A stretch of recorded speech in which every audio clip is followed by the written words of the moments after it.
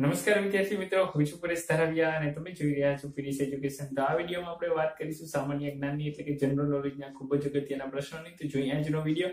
અને હા મિત્રો, જો તમે મારી ચેનલમાં નવા હો અને મારી ચેનલ હજી સુધી સબસ્ક્રાઇબ ના કરી તો સબસ્ક્રાઇબ કરી બાજુમાં બેલ આઇકન અચૂક દબાવી દેજો. જોઈએ ખૂબ જ ઉપયોગી કોમ્પિટિટિવ એક્ઝામના મોસ્ટ એમપી પ્રશ્નો. પહેલો પ્રશ્ન, પ્રથમ ગુજરાતી ટૂંકી વાર્તાનું શીર્ષક શું હતું? જેનો જવાબ તમારે કમેન્ટ બોક્સમાં કમેન્ટ કરીને આપવાનો છે. પહેલો જ પ્રશ્ન છે કે પ્રથમ ગુજરાતી ટૂંકી વાર્તાનું શીર્ષક શું હતું. એના પછીનો બીજો પ્રશ્ન, જમો થાળ જીવન જાવ વારી. જમો થાળ જીવન જાવ વારી કોણે લખ્યું છે? તો એનો જવાબ છે બ્રહ્માનંદ સ્વામીએ લખ્યું છે. ત્રીજો પ્રશ્ન, મધ્યકાલીન ગુજરાતી સાહિત્યમાં કયો સાહિત્ય પ્રકાર નથી? તો એનો જવાબ છે સોનેટ, જે મધ્યકાલીન ગુજરાતી સાહિત્યમાં સાહિત્યનો પ્રકાર નથી. કોણ નથી? તો સોનેટ નથી. ચોથો પ્રશ્ન, ગ્લુકોમા. યાદ રાખજો, ગ્લુકોમા માનવ શરીરના કયા અંગને અસર કરતો રોગ છે? તો એ છે આંખ. એવો પ્રશ્ન પૂછાય છે કે ગ્લુકોમા માનવ શરીરના કયા અંગને અસર કરતો રોગ છે? તો એનો જવાબ આવશે આંખ. એના પછી પાંચમો પ્રશ્ન, ભારતમાં સૌથી વધારે ઊંચાઈએ આવેલો કયો ઘાટ છે? યાદ રાખજો, ભારતમાં સૌથી વધારે શું? તો કે ઊંચાઈએ આવેલો ઘાટ કયો છે? તો એનું નામ છે પશ્ચિમ ઘાટ. પ્રશ્ન મોસ્ટ એમપી છે. છઠ્ઠો પ્રશ્ન, ડીઝલ એન્જિનની શોધ કરનાર વૈજ્ઞાનિક કોણ હતા? કે એનું નામ હતું રુડોલ્ફ, જેને ડીઝલ એન્જિનની શોધ કરી હતી. યાદ રાખજો, એનું નામ છે રુડોલ્ફ. ઘણીવાર ઘણા વિદ્યાર્થી મિત્રો રોન્જન લખીને આવે છે, પરંતુ રોન્જન પણ બીજું છે અને ડીઝલ એન્જિનની શોધ કરનાર પણ કોઈક અલગ હતા, જેનું નામ છે રુડોલ્ફ. યાદ રાખજો. ભટ્ટનું ભોપાળું નાટકના રચયિતા કોણ છે? તો એનું નામ છે નવલરામ પંડ્યા, જેને ભટ્ટનું ભોપાળું નાટક રચ્યું હતું. આઠમો પ્રશ્ન, ગુજરાતી ગઝલના પિતા તરીકે કોણ ઓળખાય છે? તો બાલાશંકર કંથીરિયા, જેને ગુજરાતી ગઝલના પિતા તરીકે ઓળખવામાં આવે છે.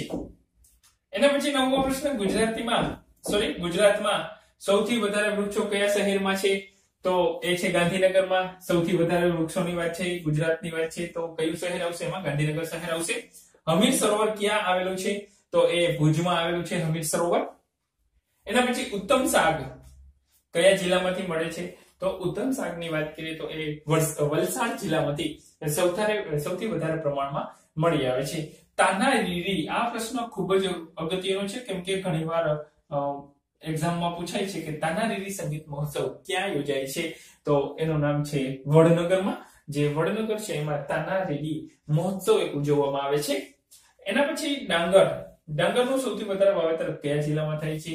તો ડાંગરની વાત કરીએ તો એ ખેડા જિલ્લામાં સૌથી વધારે એનું વાવેતર થાય છે. 14મો પ્રશ્ન, ગુજરાતના બગીચા તરીકે કયો વિસ્તાર ઓળખવામાં આવે છે? યાદ રાખજો, જેને ગુજરાતનો બગીચો કહેવાય. શું કહેવાય છે? તો કે ગુજરાતનો બગીચો તરીકે ઓળખવામાં આવે છે, જેનું નામ છે મધ્ય ગુજરાત. મધ્ય ગુજરાતનો જે કઈ ભાગ છે એને ગુજરાતના બગીચા તરીકે ઓળખવામાં આવે છે. એના પછી આવે છે ઈસ્ટ ઇન્ડિયા કંપનીની સ્થાપના ક્યારે થઈ હતી? તો ઈસવીસન 1600 માં ઈસ્ટ ઇન્ડિયા કંપનીની સ્થાપના થઈ હતી.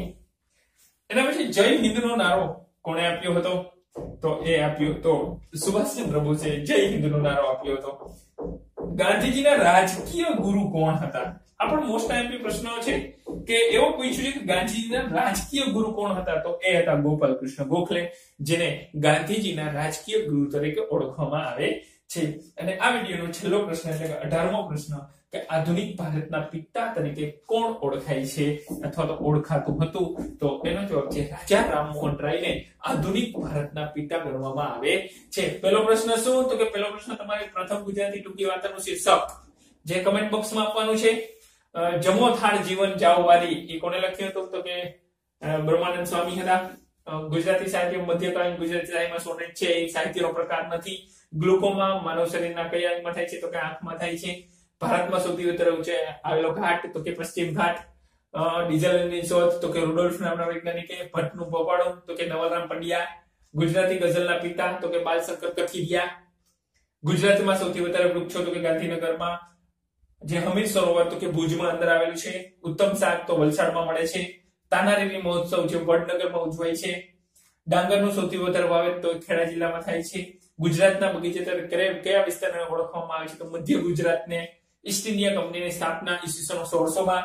જય હિન્દનો નારો કોણે આપ્યો હતો? સુભાષચંદ્ર બોઝે આપ્યો હતો. ગાંધીજીના રાજકીય ગુરુ કોણ હતા? તો એ હતા ગોપાલ કૃષ્ણ ગોખલે. અને છેલ્લો પ્રશ્ન, આધુનિક ભારતના પિતા તરીકે કોણ ઓળખાય છે? તો એને રાજા રામમોહન રાયને આધુનિક ભારતના પિતા તરીકે ઓળખવામાં આવે છે. તો આ હતા ખૂબ જ અગત્યના પ્રશ્નો. તો અહીંયા સુધી રાખી, ફરી નવા વિડીયોમાં નવી વાત સાથે મળીશું. ત્યાં સુધી wish you all the best. જય હિન્દ, જય ભારત.